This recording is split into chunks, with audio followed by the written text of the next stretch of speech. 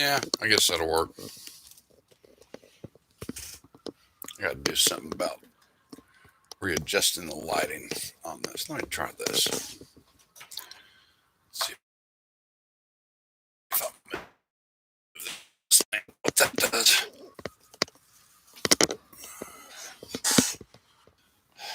It's not great. I should have done this during the day, but then I hadn't done any research. Talking to a friend this evening, which was quite disturbing. The research, not the friend. He's a good guy. This is Jeff Dawson from Dallas, Texas, Amazon author. 18 works.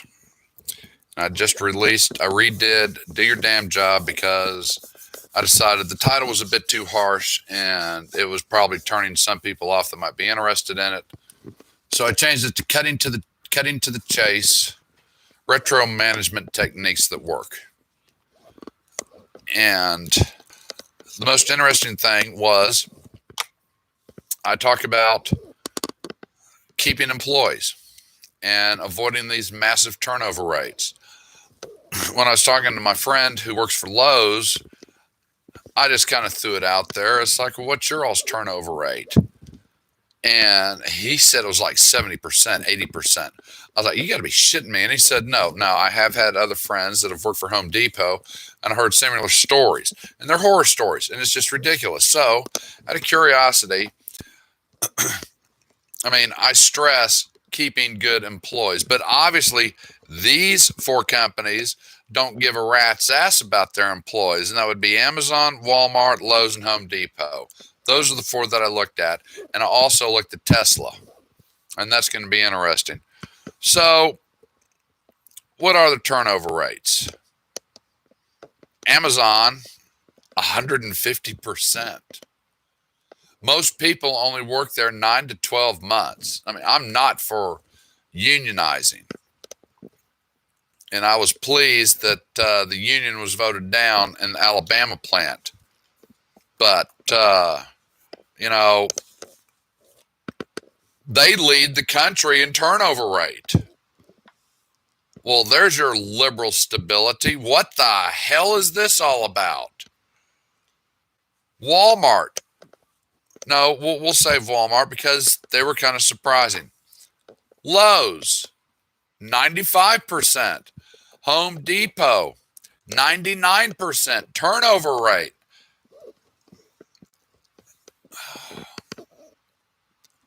That's insane. That is absolutely, utterly insane.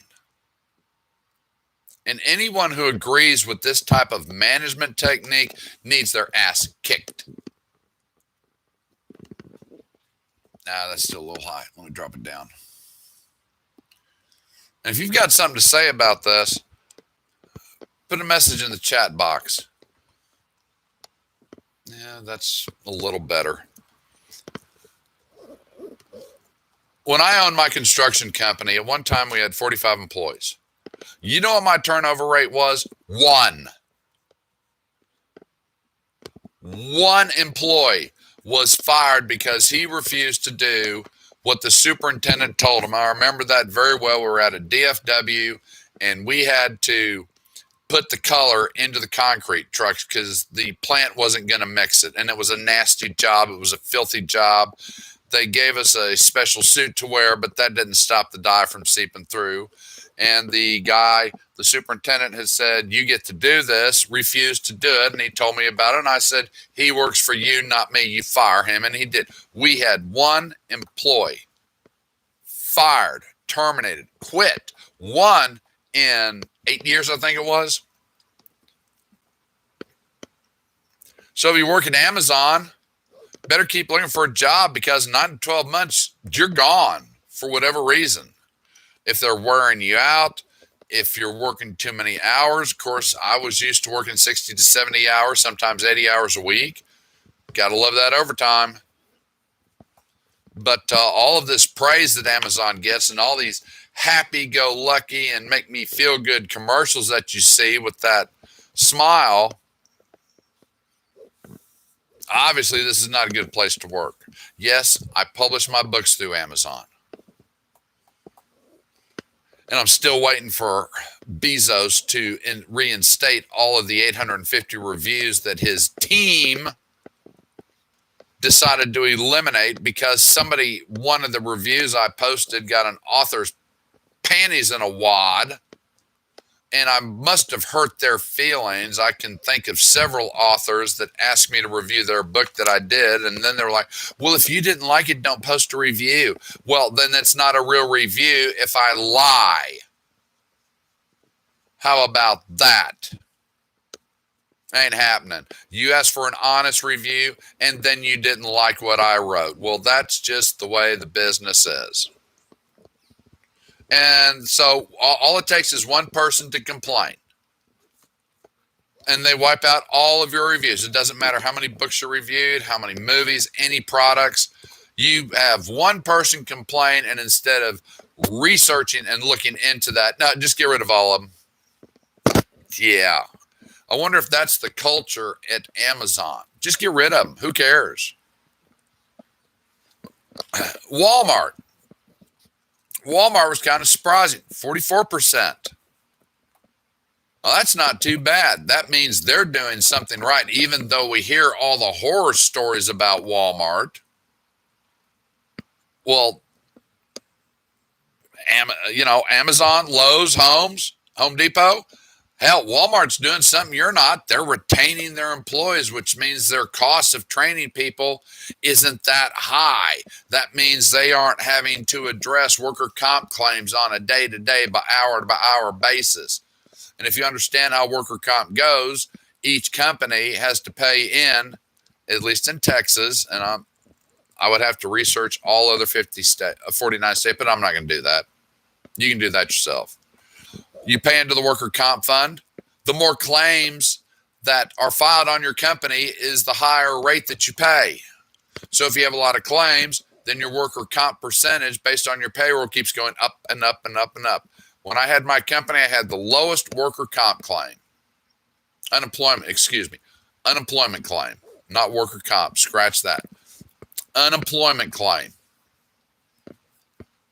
It didn't get any lower because I had a zero turnover rate, or a 99.99%. One divided by 45, you do the math. It's just that simple. I was stunned when I saw these numbers. But you don't hear the media hammering on Amazon.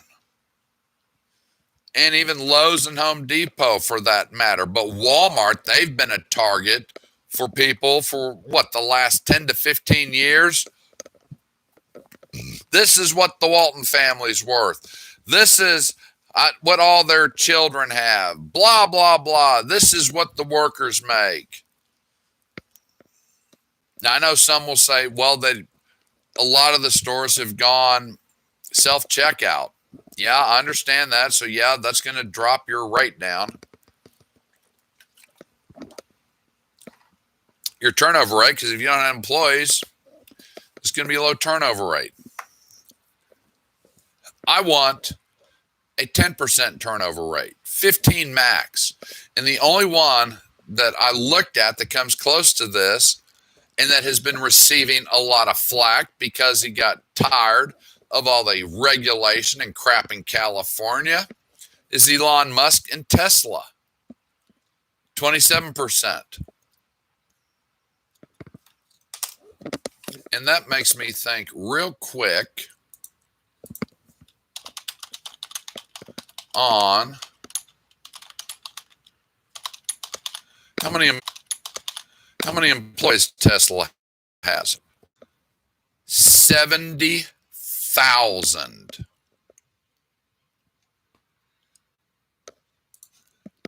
So Tesla employs 70,000 people, and no telling how many subcontractors fall underneath them.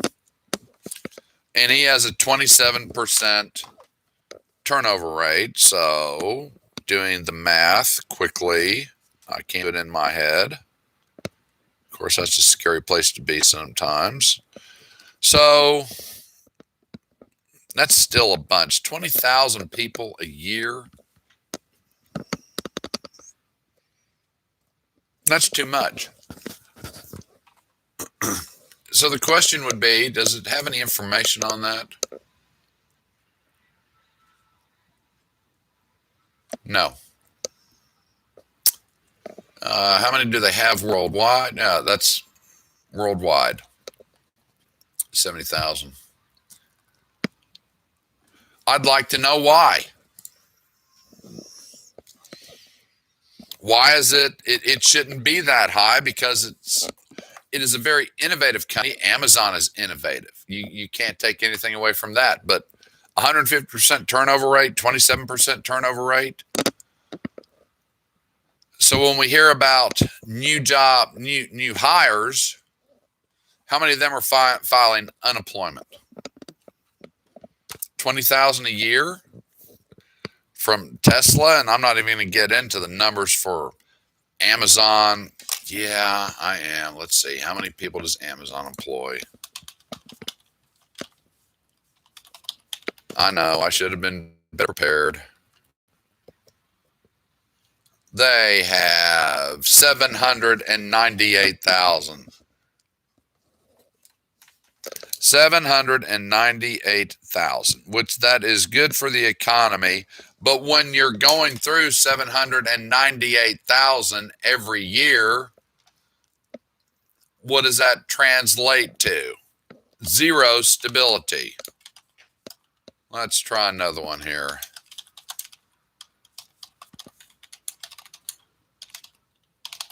Yeah, I already said I should have done this research beforehand. 2.3 million for Walmart. Lowe's. I mean, it's worse than our prisons on a revolving door. Lowe's is 220,000. And Home Depot, let's see what they got. I'll definitely have this on my radio show in 2 weeks. They have 500,000. Okay. That's a lot of people looking for a job every damn year. You think? Yeah, I think so. This is outrageous. You want to work for a place where you know you're not going to last? And the people that I've talked to that work there, they all had the same complaint.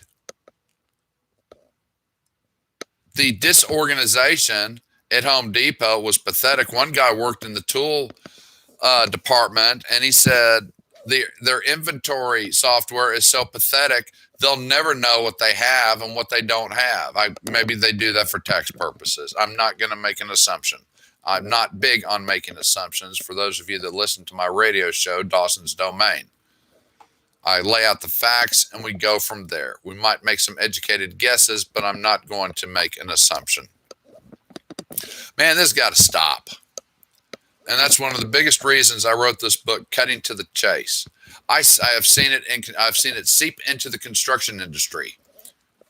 All this political correctness crap, and everybody's wearing the same shirts and doing this team building. And I know when I walked into those meetings and saw that, man, I wanted to walk right out, because that told me they don't care about the subcontractors. In fact, I did a job for a company I had done projects for like 15 or 20 years. Solid outfit, good to go. And then they brought a bunch of these new kids down from Chicago and started replacing the old ones. And I bid this job.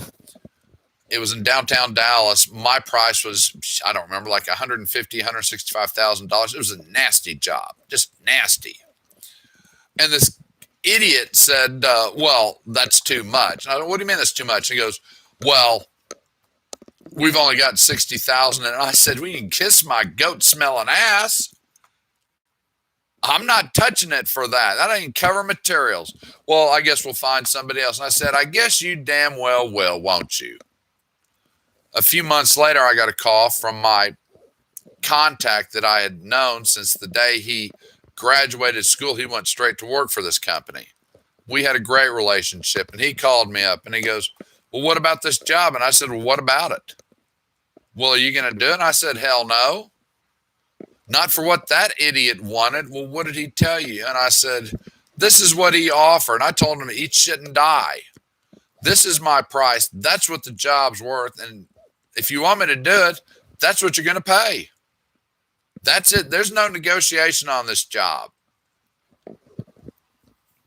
And he agreed. We did the job, but he told me during our discussions, he was just shocked at what they were beating subs down to in taking pricing on jobs. And he said, I don't know how they do it. I wouldn't do it. And I said, well, I'll deal with you, but I'm not dealing with them. And I saw this culture changing, and it was bad. It wasn't about being loyal to a company for subs, because without subs, they don't get work done. The culture now is we'll beat them down with a stick. We'll get them at our price so we can make 35% on the sub. And we don't care if we have to replace him, because if we do, we'll just say he breached the contract. We won't pay him a dime. We'll bring on the next one.